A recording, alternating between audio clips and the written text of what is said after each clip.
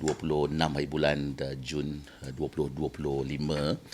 Pagi tadi kita tengok live daripada MySikap JPJ itu yang direkodkan saman aktif KDB adalah 14,332 saman.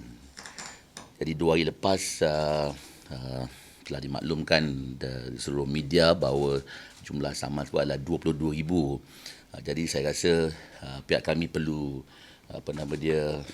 duduk sit down dengan pihak JPJ, macam mana boleh ada discrepancy dari segi number saman, sebab kita hanya extract data daripada MySikap online pihak JPJ yang terikutkan saman aktif kami pada hari ini hanyalah 14,332 saman. Ini yang pertama yang saya nak jelaskan lah.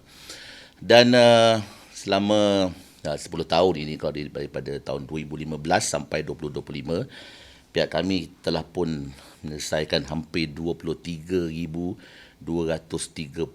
saman yang membawa jumlah hampir 2.38075 juta ringgit lah. Apa yang saya nak maksudkan, kalau salah, kita telah diberikan notis saman compound, kita bersama dengan pihak kontraktor kita akan selesaikan. Cuba bayangkan kita ada 1,500 lori dalam satu masa, satu bulan 2 saman bagi setiap lori kita on average. Maknanya bulan tu saja kita dah dapat 3,000 buah saman lah. Contohnya, kalau 2 bulan dah jadi 6,000 contohnya. Kalau 3 bulan maybe dah 9,000. Nah, model ini tidak pernah orang buat lagi di Malaysia sebelum ini. Hanya Kerajaan Negeri Selangor. Sebabnya kita ni dimiliki 100% oleh pihak Kerajaan Negeri Selangor untuk kita membantu pihak vendor dan kontraktor bagi dia lori baru, kapasiti baru, KPI baru, supaya kita boleh pastikan Selangor bersih dan lebih bersih contohnya. Kalau di negeri lain dan dia ada konsesi yang lain contohnya, mereka tidak berikan business model sebegini rupa. Dia tidak ada akan membelikan lori bagi pihak vendor dan kontraktor dia. Maknanya pihak vendor dan kontraktornya kena beli lori tersebut sendiri.